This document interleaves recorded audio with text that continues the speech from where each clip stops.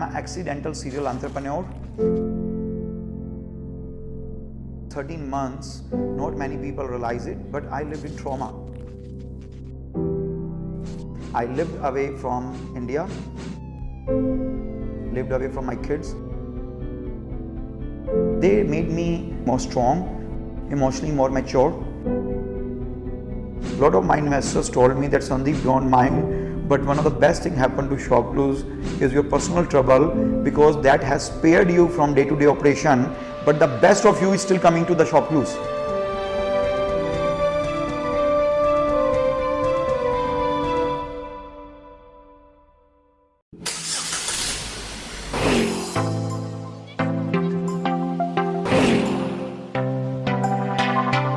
I fall in love second time with the idea called Droom. I absolutely love what I do, and I will not trade what I do at Droom to anything on earth. I was born and brought up in Chandigarh, but my father was in the government job. So every 3 years he'll get transferred to different places. So you can say I actually grew up, different places within North India. My first school was Shishu Niketan school in Chandigarh. That's where I started with my kindergarten. And then then my father got transferred to a small village in Haryana. And that's where I actually I had gone to a primary education center. During school, I was more of a front bencher, but I was also like a full-time sports person. So until the age of 22, in fact, I used to play sports maybe 8 to 10 hours per day. But I also remember the school principal was very concerned that this school should report some good numbers during the 10th exam.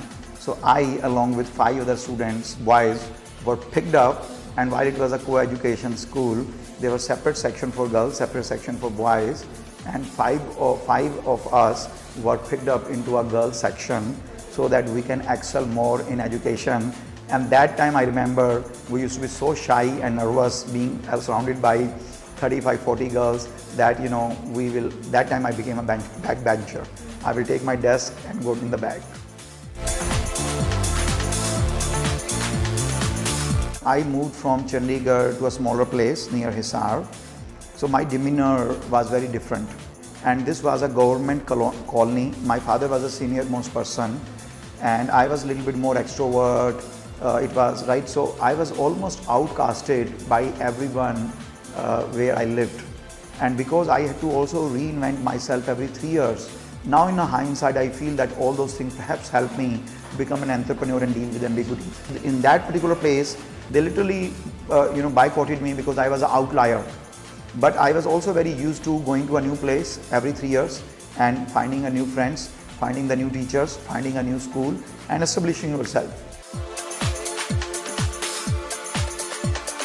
During college, I think I had no idea.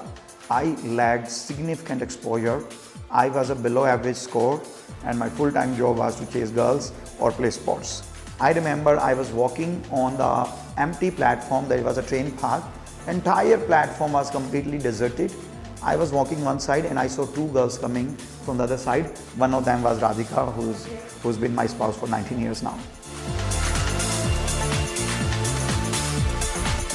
We met as friends for 3-4 months, and then I told her once that, look, I started developing some feeling for you.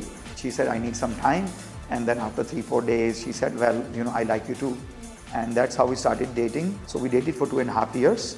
And then in June 1997, we got married. I always knew that I wanted to be an entrepreneur. And it's, I had mentioned this several times before. When I started ShopClues in 2010 in my home in California, I think I was acting in a mirror or while driving a car as an entrepreneur for 8 to 10 years before I could become one. During my undergrad BCom, I was a horrible student. But then something happened in 2020 when I was 22 or so. I became very aware, very serious. I was one of the first one to start looking for some internship. And I got highest number of interviews, and I got highest number of rejections. Every company shortlisted me, Every company called me for interview. I was flying to New York, Chicago, sometimes to San Francisco, never got a job offer.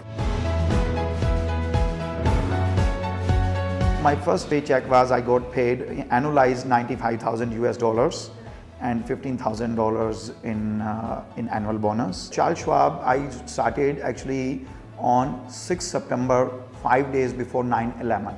So it was 6 September 2001 when I started my job. .com had already crashed, and a lot of my friends who got very high profile jobs, they were seeing their offers getting rescinded. I used to be very nervous that this company will rescind the offer too, because I'm the fresh MBA, I don't know anything, but that company never let me go. So I went to Microsoft website one night and I found one job which I really loved. I was told Microsoft get 3,500 resumes, so I was very dismissive that if I apply, even if I will hear back, but I ended up applying for that job. To my surprise, next day morning I get a call from a recruiter that, hi, I'm calling from Microsoft and you applied for this job, we would like to interview you. And very next day they flew me to Seattle. I met them several times. This was winter of 2003. They liked me. I had like 19 interviews. They liked me and I almost felt like they were going to give me an offer. They said they will come back to me before Christmas with yes and no, and they did not call me.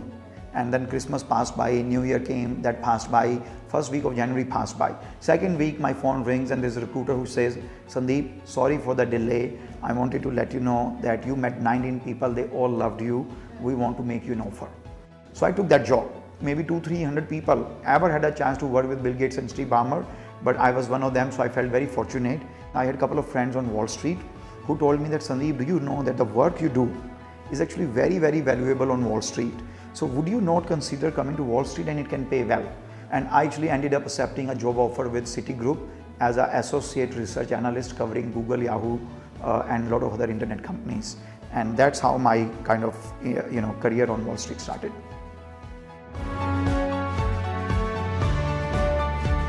I would say from 2007 to until I started ShopClues in October of 2010, I made multiple attempts. One of my attempts was to create like Charles Schwab, first on like a very consumer-centric online broker firm, and I named it Aapka Broker. On 10th October 2010, I remember 10 was the first day I started writing the full plan. Initially it was called dealclues.com, not many people know about it. It was called dealclues.com. Then after a few months I started calling it shoppingclues.com, and finally it became shopclues.com. So first 5-6 months I was right by myself. I'm a person who like to create a playbook. So I wrote a business plan, I created an Excel model, I created what this company will be doing next year. I had a full 10-year vision fully mapped out. Then I told Radhika, my wife, that would you like to join me full-time running marketing? And she joined me full-time. Then I basically met, eventually after 6 months, I met Sanjay Sethi, who worked with eBay at that time. And then I met another person who became ultimately our first VP of technology, Manal. So I left my job. It was the first time, it was very overwhelming. But one fine day, I left my full Wall Street job, which almost paid me $1 million a year, and came full-time to ShopClues. And in August 2011, moved to this country. And on 21st November 2011, we launched ShopClues. So.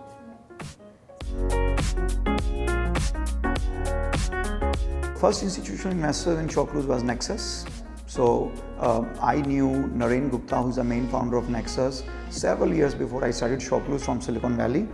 I had another investor, Ku Young Bae of G Market, Friedman's, Hillian, Tiger, GIC. Some of these came as institutional investors.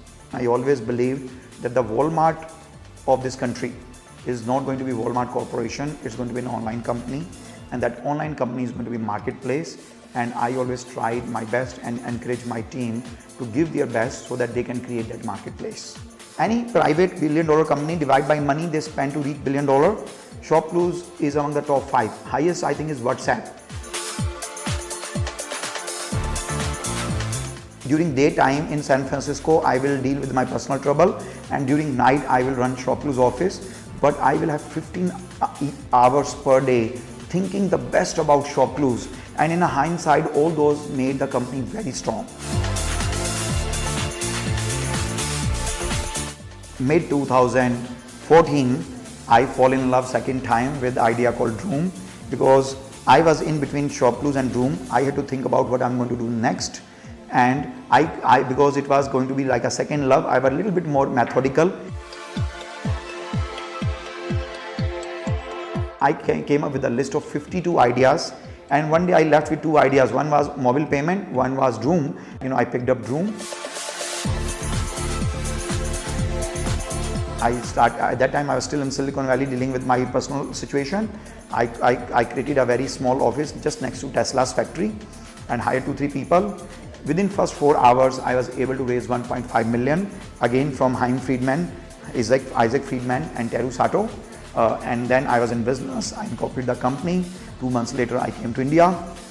When I came to India, I told my investors that this opportunity is much bigger than what I thought in Silicon Valley. Product is ready, great team is ready. I'm moving to the same office where I started ShopClues, but I need more capital because I think I can create a very scalable business. To my positive surprise, they said, yes, we believe in it. And within 3 weeks, I was able to raise 4 million more. We want to launch a lot of categories such as insurance and auto loan, because when you buy a vehicle, you need insurance and auto loan. Second is we are building India's largest repository of vehicle history, right? And another is we are building some data science around how we can create our credit product where a decision whether you want to give a loan for a used vehicle or not in a 30 seconds.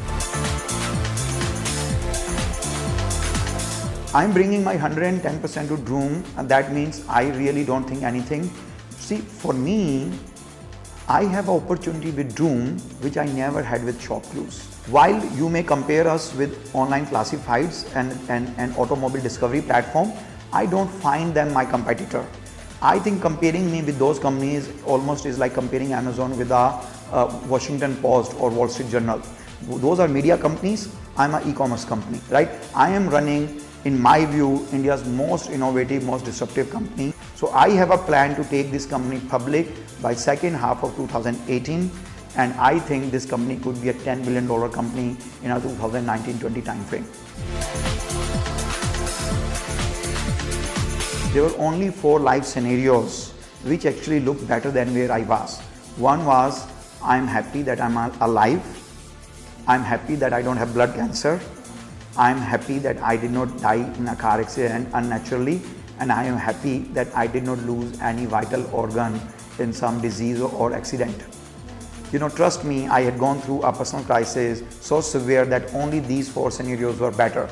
But they made me emotionally more mature. They made me more strong. As an entrepreneur, you cannot have any sense of entitlement, right? Even hard work and sacrifices does not guarantee reward in entrepreneurship. And entrepreneurism does not recognize luck, hard work and sacrifices and entitlements. It only rewards merit and what you bring on table.